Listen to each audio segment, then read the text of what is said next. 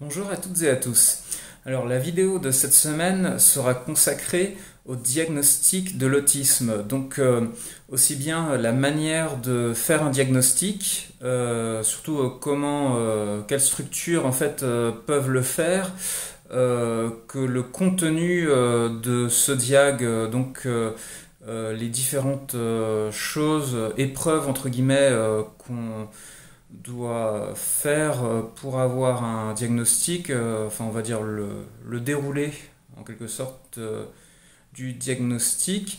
Je précise que en fait cette vidéo est motivée notamment par le fait que la question du diagnostic est une question vraiment très importante dans les conférences que j'ai faites. Donc c'est quelque chose qui revient très souvent. C'est peut-être même la question qui est la plus souvent posée, aussi bien dans les conférences que dans les autres interventions, ou même parfois dans les discussions avec d'autres personnes. Donc je trouvais que c'était assez important de faire cela. Alors en fait je vais aussi parler dans cette vidéo surtout du syndrome d'Asperger.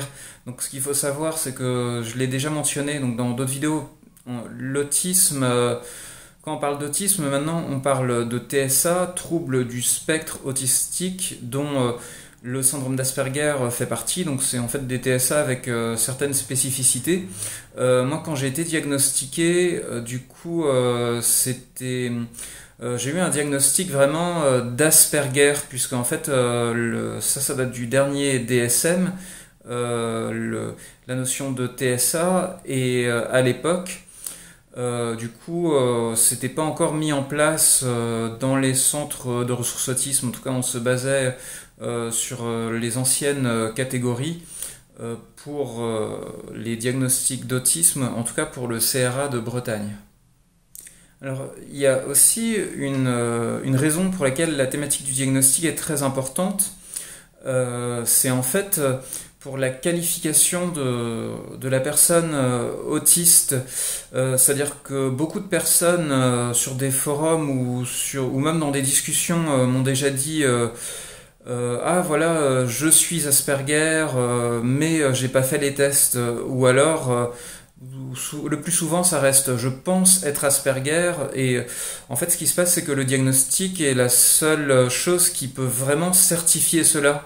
C'est-à-dire que il peut arriver qu'il y ait des personnes qui pensent être autistes, mais ne le sont pas. Donc ça veut dire ont certains traits autistiques sans pour autant l'être, mais vont quand même se définir en tant qu'autistes. Et il y a quelques cas aussi de personnes qui ont d'autres troubles, qui ont par exemple des troubles psychiques, et vont considérer qu'en fait leur diagnostic psychique est pas bon, et que eux sont autistes. Alors il y a eu le cas notamment donc au CRA de Bretagne d'une personne que j'avais rencontrée, qui est venue à plusieurs réunions d'une association, qui en fait a demandé à tout prix à faire un bilan de diagnostic d'autisme au CRA, et il s'est avéré avec les tests en fait que c'était autre chose. Donc elle avait déjà eu un diagnostic pour certains troubles psychiques. Donc je vais pas rentrer trop dans le détail, mais c'est des cas qu'on peut voir parfois. Donc c'est pour ça qu'en fait assez souvent je cherche à savoir quand je parle avec une personne si elle est diagnostiquée. Alors je précise que la personne n'est pas obligée de le dire parce que c'est dans le personnel, mais en général les gens qui sont diagnostiqués vont le dire assez vite, parce que c'est la garantie donc d'être sûr que je parle bien avec une personne autiste. Donc voilà, alors c'était voilà, une petite aparté, mais qui était je pense importante compte tenu du sujet de la vidéo. Donc maintenant qu'on a défini le fait que pour être sûr qu'une personne soit autiste, donc il faut avoir un diagnostic. Donc si vous avez vous-même par exemple des traits autistiques, ou que vous connaissez une personne qui a des traits autistiques, alors je vais répondre à la question donc, que vous devez sans doute vous poser: comment faire pour obtenir un diagnostic? Alors il y a plusieurs choses. La première et la principale, on va dire que c'est de passer par un CRA, donc un centre de ressources autisme, qui sont les institutions les plus à même d'effectuer ce diagnostic, donc aussi bien pour les enfants que pour les adultes. Alors, il y en a un par région. Moi, par exemple, celui que je connais le mieux, donc c'est le CRA de Bretagne, pour avoir été élu dans les instances de représentation des usagers de cette structure, et aussi pour avoir été diagnostiqué par cette structure. Alors, ce qu'il faut savoir, c'est que j'ai dit donc, que le CRA est le meilleur moyen pour le diagnostic. Alors, la problématique, par contre, c'est que il y a un accru des demandes de diagnostic ces dernières années, et les CRA n'ont clairement pas assez de moyens. Par exemple, pour les diagnostics adultes, il y a de 3 à 7 ans, à 5 à 7 ans, on va dire au très grand maximum d'attente, en tout cas il y a eu par le passé jusqu'à plus de 5 ans d'attente au CRA de Bretagne, alors que la problématique est très importante donc, du diagnostic de l'autisme, et c'est juste qu'en fait maintenant l'autisme est quand même beaucoup mieux connu qu'avant, mais il n'y a pas de nouveaux moyens mis en place. Du coup, pour les enfants, ça va quand même plus vite parce que le diagnostic d'un autiste adulte en Bretagne, on est obligé d'aller à la base centrale du CRA, donc qui se trouve en fait à Guipava, à côté de Brest. Alors que pour les enfants, il y a des unités de diagnostic enfants dans chacun des 4 départements de la Bretagne administrative, donc ça comprend pas Nantes du coup. Et c'est dans les capitales, dans les préfectures en fait de chaque département, donc d'Ille-et-Vilaine, des Côtes-d'Armor et du Morbihan, il y a du coup une unité de diagnostic pour les enfants, et le délai est moins long, mais j'ai pas de détails précisément, et le délai à mon avis varie en fonction des départements.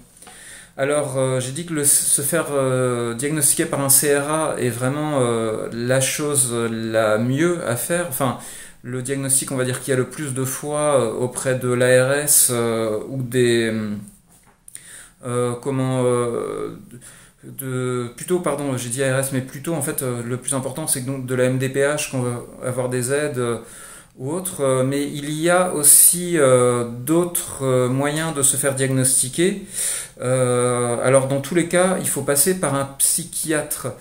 Ce qu'il faut savoir, c'est qu'il y a 2 possibilités. Alors, il y a une personne donc, que je connais qui est membre d'une asso dont je suis membre également, donc un ami en fait qui a fait tout son diagnostic avec une psychiatre qui a une certaine réputation dans le domaine de l'autisme, enfin, qui est réputée comme être très performante pour tout ce qui concerne l'autisme. Et du coup, il a eu un certain nombre de rendez-vous avec cette psychiatre. Alors le souci c'est que ça peut coûter quand même, ça coûte assez cher, et la différence c'est qu'au CRA de Bretagne on est totalement remboursé, alors que donc, quand on le fait avec un psychiatre en libéral, comme ça on n'est pas remboursé par la sécurité sociale. Alors en dehors du psychiatre, il y a d'autres choses qui peuvent être possibles, c'est de faire en fait une grande partie du bilan de diagnostic avec une psychologue ou avec même plusieurs professionnels, et ensuite que cela soit validé par un entretien avec un psychiatre qui a des connaissances en matière d'autisme. Alors il me semble que c'est un peu moins cher, mais c'est pareil, c'est très difficile d'être remboursé. Alors en fait, j'ai dit tout à l'heure, donc on n'est pas remboursé. Alors ça peut être pris dans certains cas, c'est-à-dire qu'il y a une personne que je connais qui était membre de la même asso que moi, qui a réussi à se faire rembourser par la sécurité sociale en montant un dossier très détaillé et en expliquant pourquoi est-ce qu'elle avait besoin du diagnostic sous certains délais, sachant que voilà, le CRA de Bretagne était surchargé. En plus, pour les diagnostics au féminin, parfois ça peut être un petit peu compliqué, donc là je pense qu'elle est allée vers des professionnels, donc des psychologues ou autres, ou d'autres professionnels pour certains tests qui s'y connaissent bien pour cette spécificité. Et voilà. Et ce qui peut être fait aussi, c'est d'être accompagné par des associations. Alors, par exemple, celle que je recommande qui est en région parisienne, enfin qui peut faire des diagnostics, notamment en région parisienne. Donc, je connais pas pour les autres antennes de l'asso. Donc, c'est en passant par Action pour l'autisme Asperger, qui avait un partenariat avec l'hôpital de Créteil. Donc là, en fait, le personnel de l'asso qui sont des psychologues formés à l'autisme, et enfin des professionnels en général formés à l'autisme pouvaient faire une partie des tests. Et puis il y avait un partenariat, il me semble que c'est le psychiatre qui dépend de l'hôpital psychiatrique de Créteil qui a des médecins formés à l'autisme. Et puis après, par contre, si vous tapez sur internet juste diagnostic autisme asso, vous allez peut-être tomber sur d'autres choses qui sont moins recommandables. Donc je vais pas forcément citer de noms d'asso qui sont moins recommandables. Donc moi, si vous êtes à Paris ou dans le nord de la France, enfin je recommande Action pour autisme Asperger, mais sans mais pour les autres les autres personnes ou autres, je sais pas trop quoi recommander. Et du coup, maintenant qu'on a parlé de comment faire pour aller vers un diagnostic, je vais vous parler un petit peu du contenu des diagnostics en général, en vous parlant plus précisément de mon expérience. Alors ce qu'il faut savoir, c'est que moi j'ai été diagnostiqué en 2014 et à 27 ans. Et du coup, ce qui se passe, c'est que moi, le CRA à l'époque dépendait directement de l'hôpital de Boar. Mais c'est plus le même. Ça a changé ensuite de structure pour le CRA et de statut en fait pour le CRA de Bretagne. Par contre, les choses que je vais vous dire, c'est quelque chose que vous allez retrouver globalement pour tous les diagnostics, même si ça peut changer un petit peu sur la forme. Alors, par exemple, en ce qui me concerne, tout était regroupé sur 4 demi-journées qui étaient assez intenses. En fait, quand je dis 4 demi-journées, dans les faits, c'est 4 demi-journées plus 2 entretiens. On va dire même que il était précisé 4 demi-journées, mais moi elles ont été regroupées pour que ce soit en fait on va dire 2 journées complètes. C'est pour ça aussi que j'ai trouvé les choses assez intenses. Alors déjà pour commencer, donc j'ai dit 4 demi-journées plus 2 entretiens. Pour commencer, on va vous demander un entretien avec normalement le psychiatre référent, mais ça peut être dans certains cas le neuropsychologue, où vous allez expliquer les raisons de votre démarche de diagnostic. Donc ça va être expliqué pourquoi est-ce que vous pensez être autiste, on va dire assez succinctement. Alors dans mon cas, il y avait à la fois le psychiatre référent, donc qui était le docteur Cam, qui était pendant plusieurs années, en fait, le psychiatre référent pour le diagnostic des adultes à Brest, qui est décédé malheureusement il y a plus d'1 an. Ensuite, il y avait avec lui Madame Bucaille, en fait, qui était la neuropsychologue du CRA de Brest quand il dépendait encore de l'hôpital de Boar. Donc cet entretien, je trouve que c'était un petit peu stressant, mais c'est des questions assez bateaux. Donc pourquoi pensez-vous être autiste? Vous devez détailler certaines choses, mais au final c'est assez, je pense, banal pour un entretien avec un psychiatre ou un psychologue. L'autre chose, alors là, donc je vais passer tout de suite à la fin. L'autre rendez-vous en dehors des 2 journées, l'autre entretien, c'est la restitution. Là, c'est beaucoup plus simple, c'est-à-dire qu'on vous demande, on vous dit en fait, voilà, le diagnostic a montré que vous êtes autiste ou le diagnostic a montré que vous n'êtes pas autiste. Et si vous n'êtes pas autiste, on vous donne peut-être des pistes vers d'autres choses. Donc ça peut être problème psychique, psychologique. Ou autre. Et si vous êtes autiste, alors en général il va y avoir des conseils du genre aller vers les assos ou autres, et en fonction des troubles associés, il peut y avoir, c'est-à-dire beaucoup de gens par exemple font leur diagnostic et sont en dépression à ce moment-là ou ont des épisodes dépressifs, donc là il va y avoir des conseils pour d'autres choses dans la restitution. Donc on va aussi vous lire certains passages en général du bilan, ou alors vous parler vite fait du contenu du bilan et vous remettre le dossier. Alors moi c'était que sous forme de papier, donc je l'ai scanné ensuite, mais je pense que maintenant on le donne aussi on peut le donner aussi en copie par mail sous format numérique, donc du bilan de diagnostic. Et maintenant je vais parler du coup du plus important, en fait ce qui se passe entre les deux, donc les 4 demi-journées de test. Alors, moi, il y avait en fait, on va dire que c'était divisé en plusieurs parties. Alors, la première demi-journée, donc de ce que je me souviens, c'est que la première demi-journée était consacrée surtout à mon parcours, à comment est-ce que j'en suis arrivé là, mais de mon point de vue. Donc ça, c'était surtout un entretien avec la neuropsychologue, ma situation actuelle et comment j'en suis arrivé là. Donc c'était mes échecs à l'école, mes échecs professionnels. Donc à l'époque, j'avais pas encore validé ma licence d'histoire, puisque c'est que après le diagnostic que je me suis réinscrit à la fac. Et du coup, ça, je pense que c'est quelque chose qui est assez classique avec les psychologues. Donc ça fait partie de ce qu'on appelait anamnèse, en fait, l'étude du patient, mais en fonction de sa situation ou autre. Donc moi, j'avais une partie anamnèse avec des compléments. En fait, je vais vous mettre différentes copies d'écran de mon diagnostic concernant voilà, certaines choses spécifiques. Et il y avait aussi... alors pour moi, il me semble que la première journée était surtout consacrée à ça. J'ai eu aussi d'autres tests, par exemple écrire quelques phrases, et c'était pour calculer, en fait ça j'ai su après, la vitesse d'écriture, donc la qualité de l'écriture, la vitesse d'écriture. Et il y a aussi, donc en plus de la partie anamnèse, donc analyse de la personne, il y a deux autres parties qu'on appelle ADI et ADOS. Alors, en fait, l'ADOS, ça va être plusieurs choses, donc notamment l'environnement. C'est-à-dire que pour une des demi-journées, pendant que je passais certains tests, mes parents se sont entretenus pendant plus d'une heure avec le docteur Kahn, donc le psychiatre référent, pour expliquer ce qu'il y avait quand j'étais petit. En fait, ce qu'il faut savoir, c'est que pour moi, la dose était vraiment quelque chose qui n'était pas révélateur.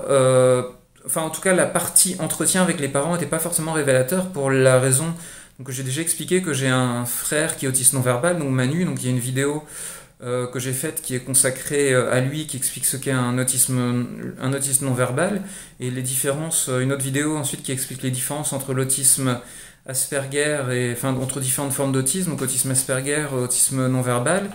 Et mes parents en fait identifiaient l'autisme à Manu, donc là c'était une petite aparté. Et pour revenir à ça, donc c'était pas très concluant. Par contre, il y a eu aussi un film. Alors il me semble que c'était le baptême de mes petits frères, donc Manu, enfin de mes deux plus jeunes frères, donc Manu et David, qui est son frère jumeau.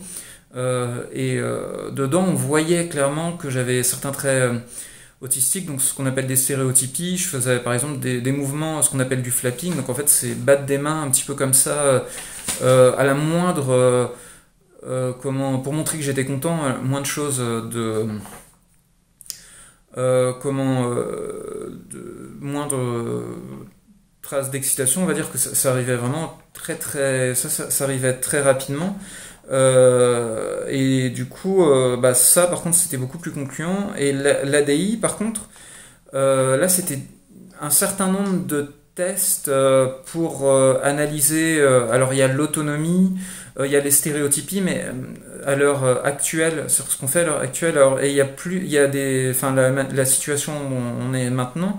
Alors il y a un certain nombre de tests. Il y en avait un notamment où j'étais filmé lors d'un entretien, et donc d'abord on me posait des questions, ensuite je devais raconter une histoire à partir d'un livre d'images. Donc le livre d'images était un support, mais je pouvais aller au-delà. En fait c'était un garçon qui rêvait, et il y avait il me semble que c'était un jeu d'échecs sur sa table de nuit, et puis en fait il rêvait qu'il était dans un jeu d'échecs géant. Donc c'était et maintenant il fallait raconter plein de choses, et je crois que c'était que à la toute fin qu'on se rendait compte que c'était un jeu d'échecs, mais en fait c'est quelque chose, chaque livre d'images est différent en fonction des personnes. Et il y a eu aussi d'autres tests, alors je sais pas où ça se situe exactement, mais c'était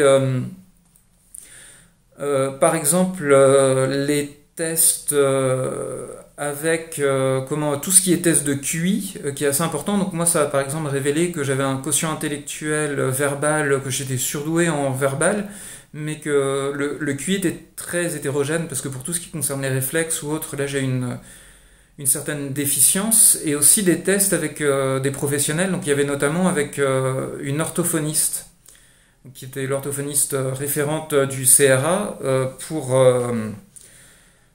comment voir tout ce qui se... Enfin voilà, analyser mes capacités dans l'ensemble. Donc ce qu'il faut savoir, c'est que le bilan de diagnostic par rapport à ça, donc il y a la partie autistique, donc on parle de seuil, pour certains domaines, un certain seuil autisme. Il y a le bilan graphologique, il y a beaucoup de choses comme ça, donc le QI, mais c'est aussi du coup quelque chose de très important pour mieux se connaître soi-même. C'est-à-dire que voilà, il va y avoir certaines choses. Moi, dans le bilan, alors c'est quelque chose que j'hésite pas à dire, mais qui maintenant est heureusement en grande partie passé, mais c'est qu'il y avait certains soucis, on va dire, sujets à la déprime, sans faire de dépression, donc j'ai jamais été hospitalisé pour ça, mais il y avait quand même des problématiques de confiance en moi qui étaient vraiment très importants et qui ont été révélées aussi pendant grâce au test, donc c'est quand même assez important à ce niveau-là. Et globalement, je trouve que ça s'est vraiment, ça s'est vraiment très bien passé en fait. Je trouve que c'est bien, et je sais pas comment ça se passe. Par contre, ailleurs pour le libéral ou autre, parce que j'ai eu juste des retours comme ça, mais pas de témoignages détaillés. Alors maintenant, une question qui arrive souvent concernant le diagnostic et qui est liée. C'est concernant le ressenti. Alors c'est que assez souvent donc on me demande comment vous êtes fait diagnostiquer et qu'est-ce que ça a changé pour vous. Donc quel est votre ressenti le avant et après diagnostic. Alors en fait je vais parler il y a deux composantes, donc une mauvaise et une bonne. Alors je vais commencer par la mauvaise. On va dire c'est que une fois qu'on a son diagnostic, donc on sait qu'on a un handicap, que c'est pas juste des problèmes psychologiques et que c'est pas quelque chose qui va se guérir. Et du coup ça c'est assez c'est assez compliqué, donc c'est quelque chose qu'il faut accepter, mais par contre le bon c'est que déjà on se connaît mieux.